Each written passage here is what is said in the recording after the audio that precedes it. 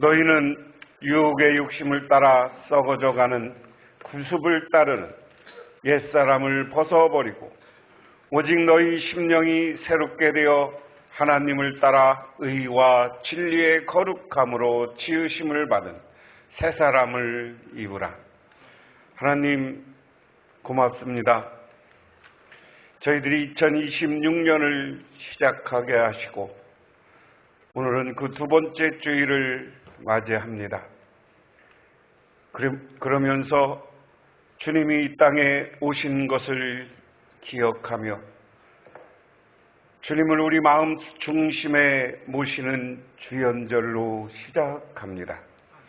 하나님, 주님께서 이 땅에 오신 것처럼 새롭게 주 성령을 우리의 마음과 심령 속에 찾아와 주시옵소서. 그래서 우리들과 동행하여 주셔서 우리들의 삶이 주와 함께하는 승리의 삶이요 기쁨의 삶이 되게 하옵소서. 예수님 이름 받들어 기도드리옵나이다. 아멘. 오늘 우리에게 주시는 하나님의 말씀입니다. 구약성경 말씀은 사무엘상 24장 16절부터 22절까지 말씀, 구약성경 450쪽입니다. 다윗이 사울에게 이같이 말하기를 마치매 사울이 이르되 내 아들 다윗이 이것이 내 목소리냐 하고 소리를 높여 울며 다윗에게 이르되 나는 너를 학대하되 너는 나를 선대하니 너는 나보다 의롭도다. 내가 나 선대한 것을 오늘 나타난다니 여호와께서 나를 내 손에 넘기셨으나 내가 나를 죽이지 아니하였도다. 사람이 그의 원수를 만나면 그를 평안히 가게 하겠느냐. 내가 오늘 내게 행한 일로 말미암아 여호와께서 내게 선을 갚으시기를 원하노라. 보라, 나는 내가 반드시 왕이 될 것을 알고 이스라엘 나라가 내 손에 견고히 설 것을 아노니 그런즉 너는 내 후손을 끊지 아니하며 내 아버지의 집에서 내 이름을 멸하지 아니할 것을 이제 여호와의 이름으로 내게 맹세하라 하니 다윗이 사울에게 맹세하매 사울은 집으로 돌아가고 다윗과 그의 사람은 요새로 올라가니라. 아멘. 신약성경 말씀은 갈라디아서 2장 11절에서 16절 말씀입니다. 신약성경 303쪽입니다. 게바가 안디옥에 이르렀을 때 책망받을 일이 있기로 내가 그를 대면하여 책망하였노라. 야고보에게서 온 어떤 이들이 이르기 전에 게바가 이방인과 함께 먹다가 그들이 오매 그가 할례자들을 두려워하며 떠나 물러가매 남은 유대인들도 그와 같이 애식함으로 바나바도 그들의 애식에 유혹되었느니라. 그러므로 나는 그들이 복음의 진리를 따라 바르게 행하지 아니함을 보고 모든 자 앞에서 게바에게 이르되 내가 유대인으로서 이방인을 따르고 유대인답게 살지 아니하면서 어찌하여 억지로 이방인을 유대인답게 살게 하려느냐 하였노라. 우리는 본래 유대인이요 이방 죄인이 아니었도다. 사람이 의롭게 되는 것은 율법의 행위로 말미암음이 아니요 오직 예수 그리스도의 믿음으로 말미암는 줄 알므로 우리도 그리스도 예수를 믿나니 이는 우리가 율법의 행위로서가 아니고 그리스도의 믿음으로써 의롭다함을 얻으려 함이라. 율법의 행위로서는 의롭다함을 얻을 육체가 없느니라. 아멘. 우리가 새해를 시작한 지 2주째예요. 근데 제가 오늘 제목을 회방을 넘어 믿음의 승리라는 제목으로 오늘 설교를 하려고 합니다. 우리가 희망차게 새로운 계획도 하고 무엇인가 시작을 했어요. 그런데 벌써 일주일 지나면서 의심도 생기고 우리가 흔히 말하는 작심삼일이라고 해서 3일간은 좋았는데 3일이 지나면서 그냥 습성에 빠지고 습관에 빠지고 하는 모습이 우리는 이런 모습이 있다. 아프리카의 제일 높은 산이 킬리만자로라는 산입니다. 우리나라 조용필 씨가 킬리만자로라는 노래도 불렀는데요. 이것은 동아프리카 탄자니아에 있는 킬리만자로는 매우 험한 등산 루트가 있다고 합니다. 킬리만자로에는 편하게 정상까지 등산할 수 있는 루트가 많이 개발되어 있어서 대부분 사람들은 이 험한 루트를 택하지 않지만 올라가는 중턱에 바로 이곳에서만 볼 수 있는 멋진 풍광이 있기에 이것을 아는 등산가들은 위험을 무릅쓰고 이곳으로 산을 오른다고 합니다. 이 사실을 알고 있던 일반 등산객들도 그 풍광을 감상하기 위해 일부러 편한 코스를 택하지 않고 이 길로 올랐습니다. 그런데 중간에 가파른 바위 절벽 사이를 뚫고 작은 길이 나 있는 곳에 도달하면 겁이 덜커덩 나기 시작한다고 합니다. 바위 절벽 사이의 틈은 너무 좁아 보였고 그 틈 앞으로 이어져 있는 길은 매우 위험해 보였기 때문입니다. 그러나 바위 절벽 위에 새겨진 글을 보고 그 등산객들은 다시 앞으로 나간다고 합니다. 그 길에 써있는 이야기는 글귀는 이렇습니다. 이 길은 좁습니다. 그리고 다른 길보다 더 위험합니다. 그러나 다른 사람들이 이미 수도 없이 통과한 길이기에 그대 역시 갈 수 있습니다 하는 이야기입니다. 두려움에서 저 갈 수 있을까 하는 사람들에게 이 길은 좁고 위험하다. 그런데 수없이 많은 사람들이 이 길을 갔으니까 당신도 갈 수 있다. 우리가 신앙과 믿음을 우리가 적용해 보면 지난 시간에 우리 교회 표를 믿음의 능력으로 기적을 만들자 이렇게 정했습니다. 그런데 정말 믿음의 능력이 있을까? 우리가 이런 새로운 일을 만들어낼 수 있을까? 우리가 도전하는 이 길을 만들어낼 수 있을까? 하면서 우리 일을 한번 돌아보면 우리는 부족하고 별 볼 일 없어 보여요. 그런데 우리가 도전하면 하나님이 기적을 만들고 승리를 만들고 축복을 만드는 신앙의 역사는 무수히 많습니다. 믿으십니까? 많은 사람들이 그 길을 갔습니다. 그리고 그 길을 가고 출발하고 흔들림 없이 도전해 본 사람들에게는 놀라운 승리와 하나님의 기적과 축복이 있었는 줄 믿으시기 바랍니다. 그게 성경이에요. 오늘 구약 성경 이야기는 그런 이야기입니다. 다윗과 사울 왕의 관계 이야기예요. 사울이 맨 처음에 왕이 될 때 사무엘이 사울을 왕으로 세울 때는 키도 크고 잘생기고 믿음이 좋았어요. 사울에게는 어떤 것이 있었느냐? 하나님의 영을 받아서 막 진동하는 모습이 있었습니다. 그래서 지혜로웠어요. 그래서 사무엘이 이 정도면 이스라엘 백성들에게 존경받는 왕이 되겠다라고 해서 사울을 왕으로 세웠어요. 그런데 사람은 가장 중요한 건 왕이 됐을 때 문제입니다. 사울 왕은 왜 이스라엘 백성들이 하나님께 왕을 요청했습니까? 주변에 수없이 많은 사람, 많은 나라가 공격해오고 쳐들어왔어. 그게 사사시대 200년 역사야. 그때마다 하나님은 사사를 세워서 승리하게 해 주었는데 그거 갖고 안 됐어요. 이제 전쟁을 워낙 많은 전쟁을 치르다 보니까 군인이 필요했고 이 군인 때문에 정비가 필요했고 제도가 필요했어. 왕이 세워졌다는 것은 여러분 내가 늘 두 가지 얘기했어요. 왕이 세워졌다는 것은 군인이 세워지는 거예요. 군대가 세워졌다는 건 뭐예요? 강한 세금이 따르는 거예요. 반드시 군대와 세금은 같이 가게. 왜? 군대를 먹여 살리려면 세금을 묻혀야 돼. 그래서 하나님은 사사시대 왕을 달라고 백성들이 여러 번 할 때, 야, 오히려 그게 네가 왕이 백성들을 노예로 삼을 것이다. 애굽에서처럼 노예로 삼을 것이다.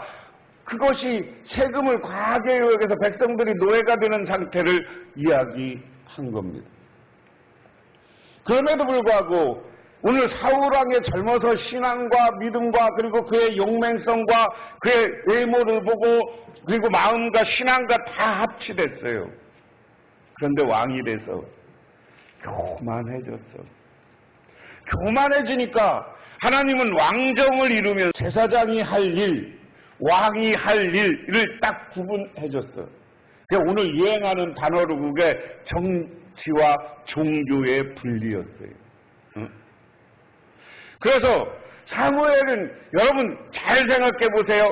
다윗과 사무엘의 이야기는 왕 이야기인데 열왕기라고 하지 않았고 성경 이야기를 사무엘상하라고 했어요. 왜? 하나님의 사람, 하나님의 제사장, 하나님의 예언자였던 사무엘이 왕보다 더 위에 있기 때문에 그래. 신앙이 더 중요하기 때문에 그래요. 성경 이름도 그냥 정한 거 아니야. 제목을 우리는 사무엘서 그러잖아. 사울왕이 있었고 다윗왕이 이스라엘의 첫 번째 왕이고 가장 위대한 다윗왕이지만 이걸 다윗의 왕정 이렇게 안 기록하고 사무엘이라는 사람의 이름을 써서 기억했어요. 사무엘이 둘을 왕으로 세웠어. 그런데 사무엘이 출정할 때마다 사무엘이 와서 하나님께 예배하고 하나님의 말씀을 전해야 되는데 사무엘이 오기 늦으니까 사울왕이 자기가 좋게 얘기하면 본인이 나쁘게 얘기하면 지가 이렇게 되는 거죠. 지가 제사를 지냈어요.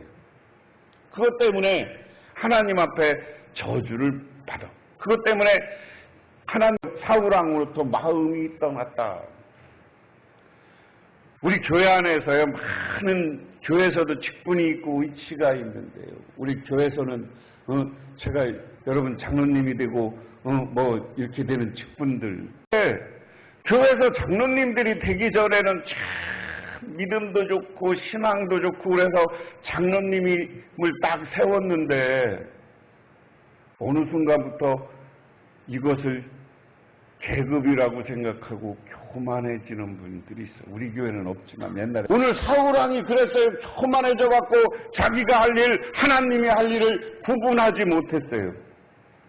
그러니까 하나님이 어떻게 해요? 사울한테 야, 왕 다시 세워.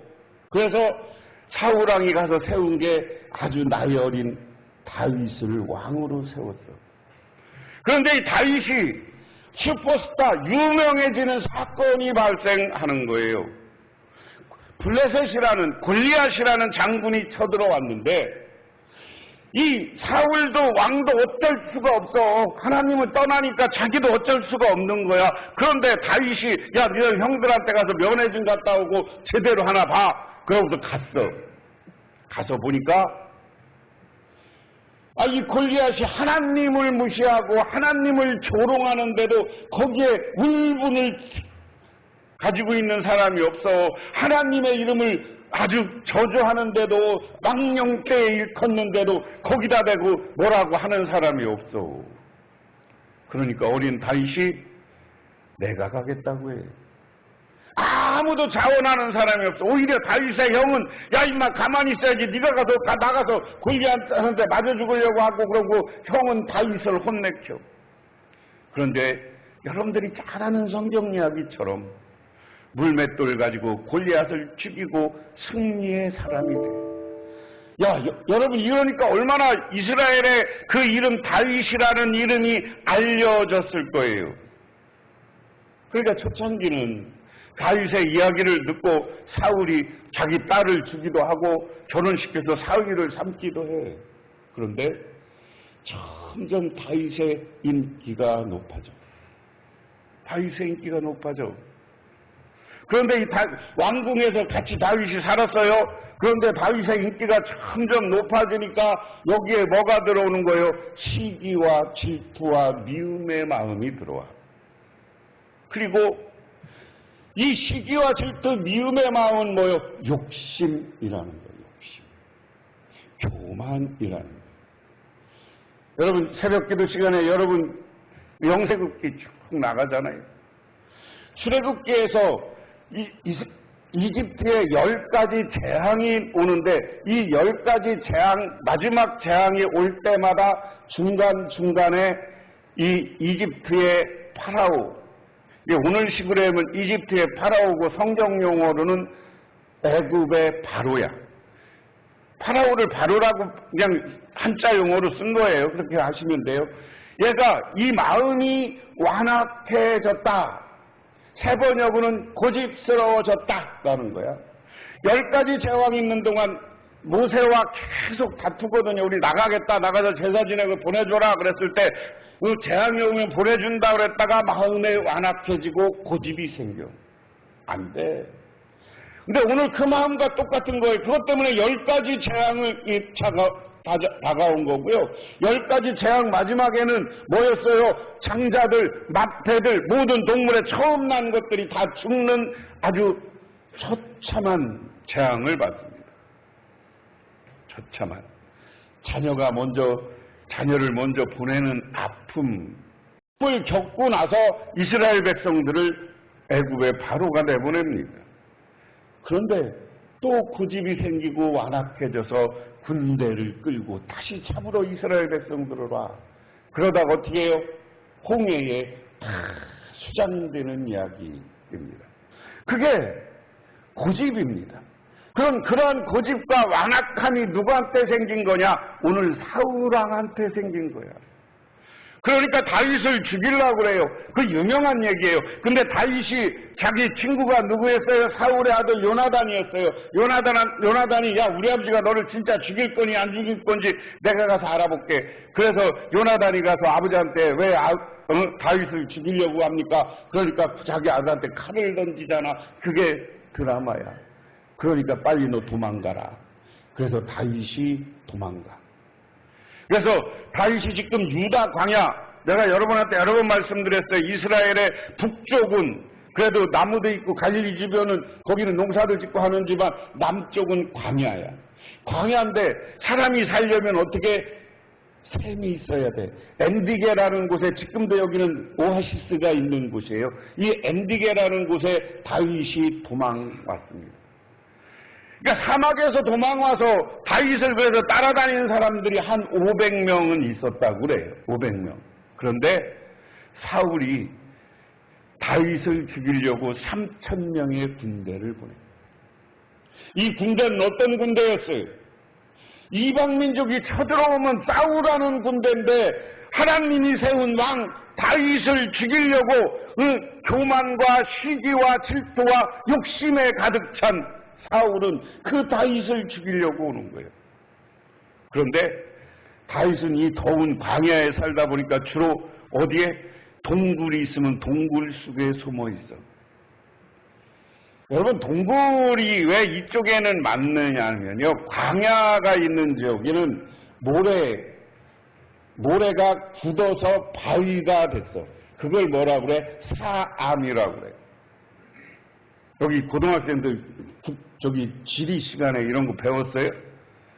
모래 사자를 써서 모래가 굳은 사암이야. 모래나 흙이 굳은 사암은 단단하지가 않아요. 잘 파고 들어갈 수 있어요. 상속으로 많은 기독교인들이 핍박받을 때 그런 사암지대에 살면서 그 안에다 굴을 파고 거기서 살기도 했어요. 터키 가면 그 유명한 지역이 있어요. 그래서 이쪽에 사암이 있고 엔디게에는 자연 동굴도 있고 그러니까 거기 숨어서 있어. 근데 어느 날 3,000명의 군대가 왔다가 이 사울왕이 급하니까 거시기가 급해갖고 이 굴 속에 와서 용변을 보는 거야. 그런데 그 안에 다윗과 다윗에 쫓아다니는 군인들이 있었어요, 몇 명. 군인이라고 할 것 없이 요즘 말하면 민병대 비슷한 거죠. 그러니까 다윗의 부하들은 왕이여 기회입니다. 이번에 딱 죽이고 당신이 왕으로 등극하십시오 라고 하는데 다윗이 말려. 그런데 오늘 본문은 그러다가 또 다윗은 거기서 사울 때문에 도망쳐. 근데 오늘 이건 두 번째 이야기야. 엔디게 어느 동굴에 있는데 사울왕이 그거에 들어와서 또 용변을 보는데 사울왕에게 다윗이 자기 표시를 내보내고 다른 사람들은 죽이자고 하니까 다윗이 아니야. 그러고 다윗이 거기다가 죽일 수 있는데 당신 안 죽였다는 표식만 남겨놓고 그 다른 곳에 사울이 못 쫓아올 만한 곳에 가서 망을 보고 있는 거예요. 그때 오늘 사울왕이 하는 이야기가 오늘 본문의 이야기입니다. 그래서 오늘 본문의 이야기를 보면 다윗이 말을 끝마치자마자 사울은 나의 아들 다윗아 이것이 정말 너의 목소리냐고 말하면서 목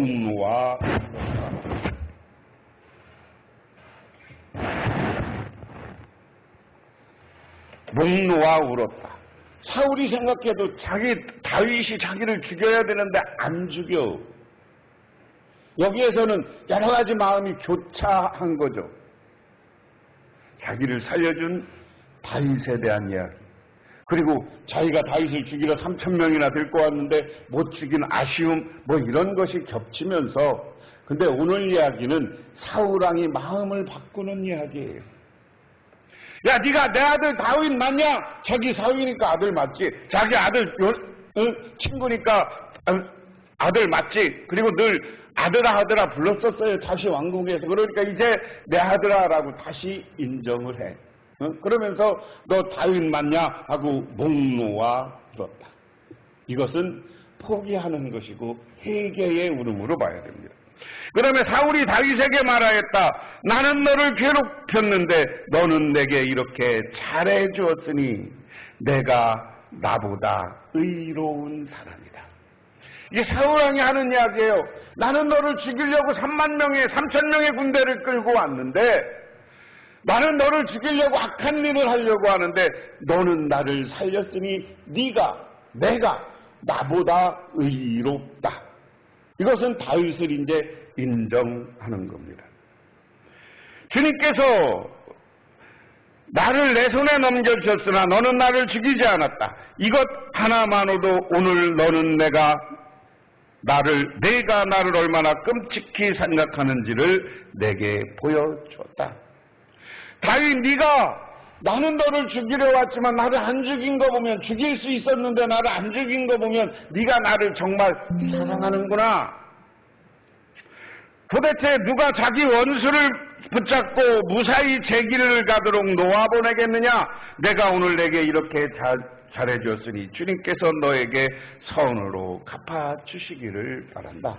야, 어떻게 보면 내가 원수인데 이 원수를 가는 길로 그냥 가게 내버려두고 살려두는 사람이 어디냐? 기회 있으면 다 죽여버리지.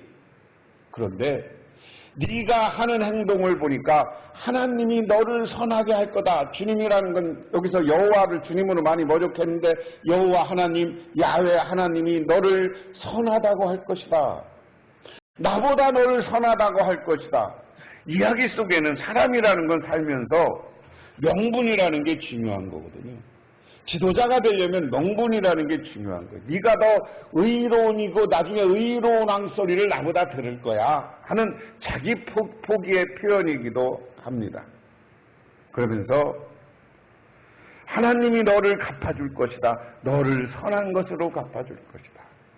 나도 분명히 안다. 너는 틀림없이 왕이 될 것이고 이스라엘 나라가 내 손에서 굳게 설 것이다. 할렐루야. 할렐루야. 오늘 사울왕은 이제 자기 시대가 아닌 것을 깨닫고 다윗에게 이야기하는 거예요. 네가 왕이 될 것이다. 그리고 너 때문에 이스라엘이라는 나라가 강대해지고 굳게 서고 잘되고 형통한 나라가 될 것이다. 이 의미가 담겨져 있습니다.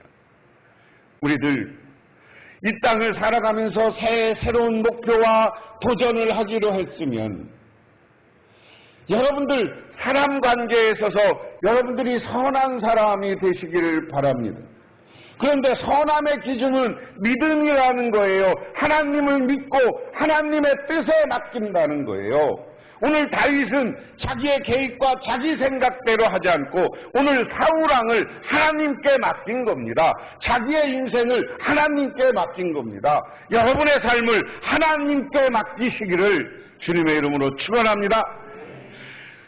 그러면 하나님이 여러분에게 성령님을 보내시고 천사를 보내주셔서 여러분의 삶을 이끌어 주시고 여러분의 가정을 축복해 주시고 여러분의 자손과 자녀들을 형통케 해 주실 줄 믿으시기 바랍니다.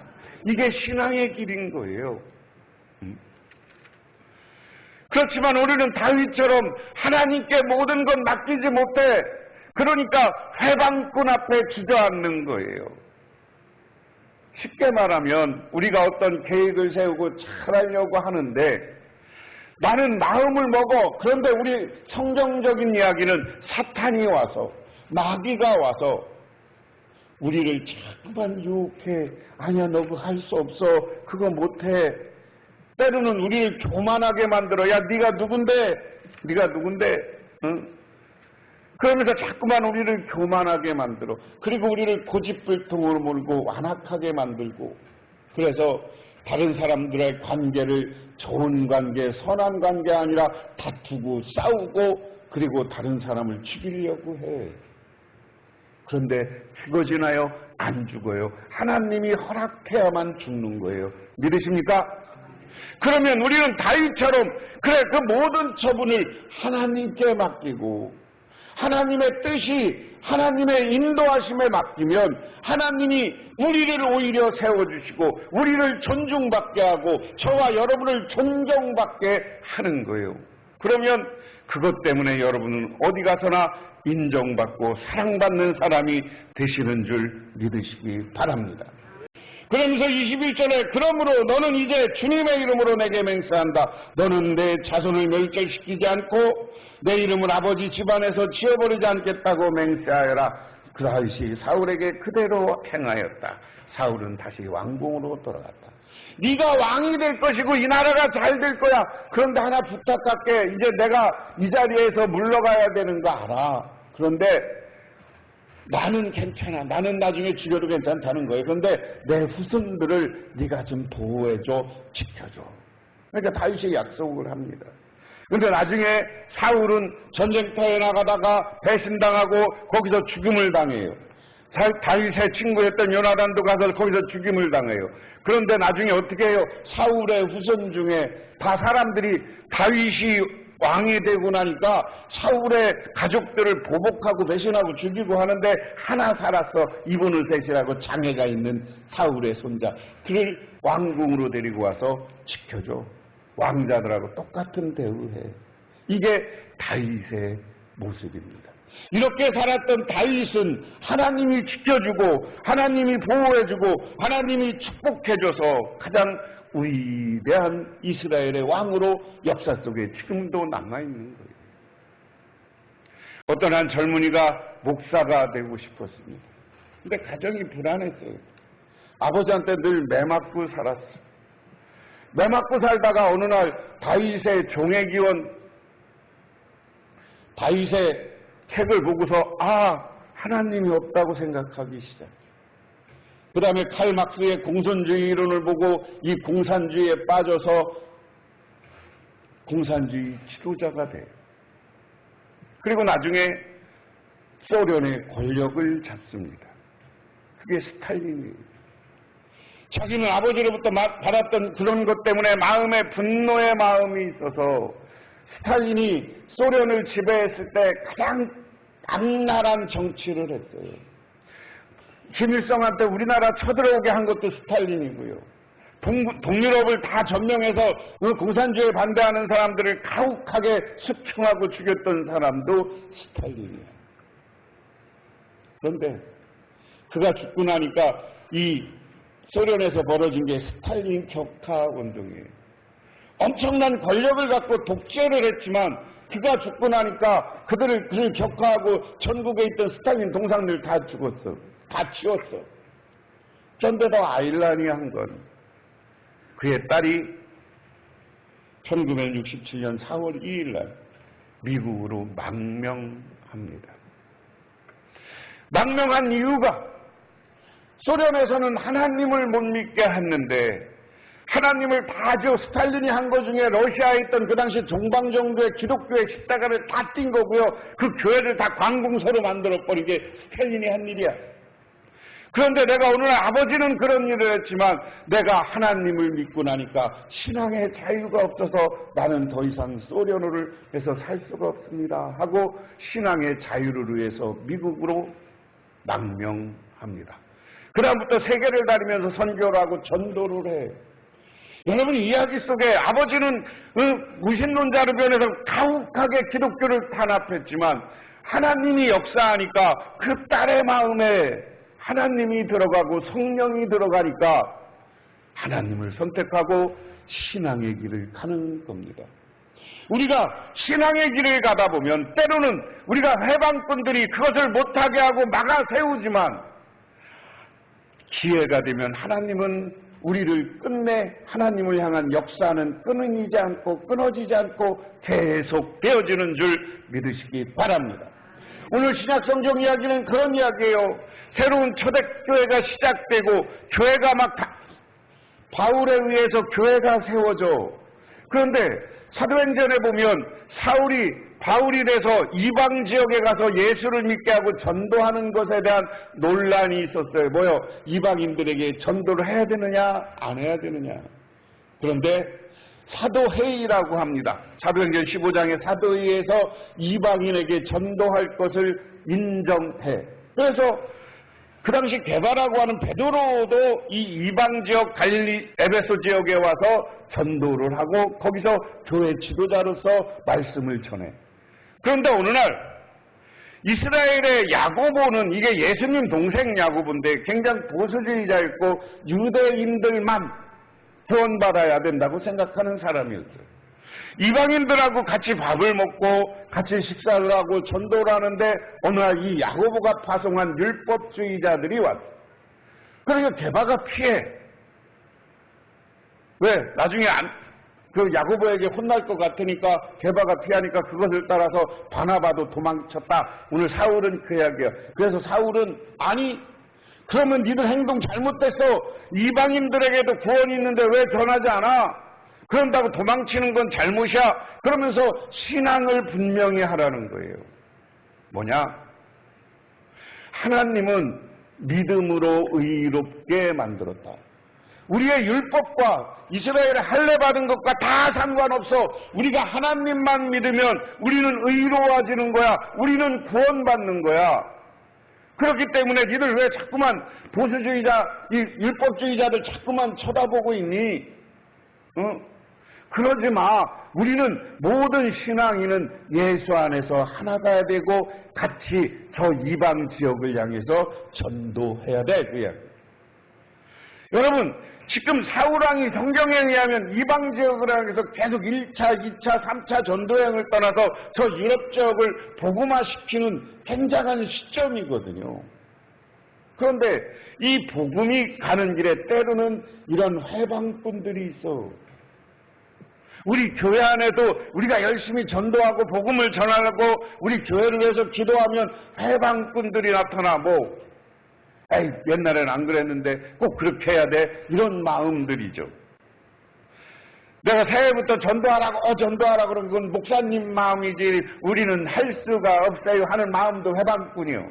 그런데 우리 마음속에는 무슨 마음이 드냐? 아이, 목사님은 그래도 난 못해 하는 마음. 그게 사탄이 우리 마음속에 주는 회방이야. 그런데 하나님 우리가 믿음으로 사람을 의롭게 하고 누구나 다 구원받을 수 있게 했다는 이 신앙을 가지고 여러분 기도하시기를 바랍니다. 그리고 하나님이 그러는 여러분이 성령님이 여러분과 동행해서 거기에 선교의 열매와 전도의 열매가 맺어지게 될 줄 믿으시기 바랍니다. 그게 신앙이에요. 아무리 해방꾼이 있어도. 프랑스는 지금도 천주교 국가입니다. 이 천주교 국가인데 아이러니하게도 우리 장로교를 만든 칼빈, 영어로는 칼빈이라고 그러죠. 아니면 원래 프랑스어로는 칼뱅 이렇게 발음해야 돼요. 그래서 칼뱅을 칼빈으로 쓸 것이냐 칼뱅으로 표현할 것이냐 우리나라 신학계에서 아직 논쟁인데 정한 게 아직은 칼빈이에요. 프랑스에서 이 유명한 장로교 교리를 만드는 게 칼빈이거든요. 그런데 이 프랑스의 천주교 세력이 강하니까 이 칼빈주의자들을 핍박하는 거야. 그러니까 이 사람들이 산으로 숨어들어. 산으로 숨어들어서 언제나 가톨릭 군대가 이 사람들을 잡아갈지 모르니까 산 제일 높은 곳에 한 명이 가서 우산을 쓰고 있어. 우산을 쓰고 있다가 저기서 군인이 오면 우산을 빡 접어. 근데 우산은 무슨 우산이야? 잘 보이는 노란 우산을 피고 있는 거야. 접으면 도망가서 예배드리라. 딴 데 가서 예배드리고 딴 데. 그렇게 우리가요. 우리 장로교가 지금까지 이렇게 탄생하고 장로교가 여기까지 온 것, 우리 개혁교회가 이렇게 부흥하고 온 것 그냥 온 게 아니에요. 초창기 종교개혁하고는 죽음을 무릅쓰고 기도하고 죽음을 무릅쓰고 선교하고 전도한 거예요. 믿으십니까? 그리고 거기서 예배드렸을 때 성령이 동행하니까 칼빈의 종교개혁이 스위스 가서 그리고 영국 가서는 칼빈주의가 뭐냐? 지금 감리교도 칼빈주의 영향을 받은 거고요. 성공회가 너무 보수적으로 종교개혁을 하니까 청교도들이 칼빈주의자들이야. 장로교다. 이 칼빈주의자들이 미국 가서 뭐를 만드는 거야? 우리 장로교보다 더 개혁적인 해중주의교회 침례교회를 만드는 거야. 다 이 세계적인 종교 밑바닥에는 루터파가 있는가 하면 칼빈주의가 있는데 미국과 세계를 드는 것 뒤 이면에는 칼빈주의와 경건주의가 있어요. 근데 그 칼빈주의자들이 숨어서 죽음을 불사하고 예배드렸어요. 그런데 아무리 국교의 군대가 프랑스 군대가 이것을 막으려고 해서도 지금 막아졌습니까? 하나님이 함께하니까 우리 장로교는 성장한 거예요. 믿으십니까? 오늘 새해를 시작하면서 우리가 분명히 하시기를 바랍니다. 하나님은 우리 교회의 문제를 가지고 우리가 기도하고 도전할 때 승리하게 만들어 주시는 줄 믿으시기 바랍니다. 그리고 여러분들이 전도를 결심하고 한 사람을 놓고 기도하고 제가 여러분한테 말씀드렸어요. 한 사람을 놓고 아무리 해방자가 있어도 아무리 우리 마음이 사탄이 와서 우리를 유혹해서도 하나님이 함께하면 우리는 승리하고 성공하고 우리의 문제를 해결해 주고 형통한 삶을 살아가게 될 줄 믿으시기 바랍니다. 기도하겠습니다. 하나님 아버지 고맙습니다. 오늘 주님의 은혜와 은총을 기억합니다. 그런데 우리가 2026년을 새로운 목표를 가지고 시작하지만 우리 마음속에 자꾸만 사탄이 와서 유혹하고 회방합니다. 이 회방자들을 성령이 물리쳐 주시고 성령이 열매를 맺게 해주셔서 우리가 하나님만 바라볼 때 역사와 기적이 나타난다는 확신을 갖게 하옵소서. 예수님 이름 받들어 기도드리옵나이다. 아멘. 지금은 우리를 죄 가운데 구원해 주시고 부활을 통해서 참된 승리의 모습을 보여주신 우리 주 예수 그리스도의 은혜와 온 우주를 창조하신 성부 하나님의 축복하심과 우리 삶 가운데 찾아와서 우리를 이끌어가시는 성령님의 인도하심이 특별히 제대에서 새로운 인생을 출발하는 이성경 군과 우리 할렐루야 학교 모든 성도님들과 그 가정 위에 영원토록 함께 하시기만을 간절히 축원하옵나이다.